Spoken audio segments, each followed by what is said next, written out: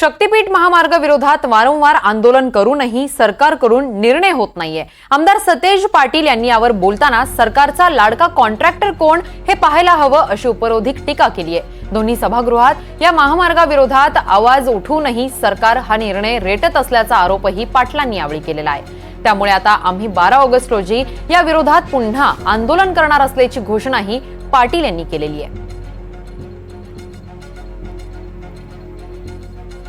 नाही, म्हणून मी म्हटलं तसं कॉन्ट्रॅक्टर धार्जिन लाडका कॉन्ट्रॅक्टर कोण आहे बघायला पाहिजे। आता सरकारचा या शक्तीपीठ महामार्गासाठी लाडका कॉन्ट्रॅक्टर कोण आहे हा महत्त्वाचा विषय आहे। कारण की हाऊसमध्ये दंगा झाला, दोन्ही सभागृहात दंगा केला, तरी देखील सरकार जर हे पुढे रेटत असेल तर याचा अर्थ स्वार्थ सरकारचा वेगळा आहे, शेतकऱ्याच्या हिताचा स्वार्थ नाही आहे।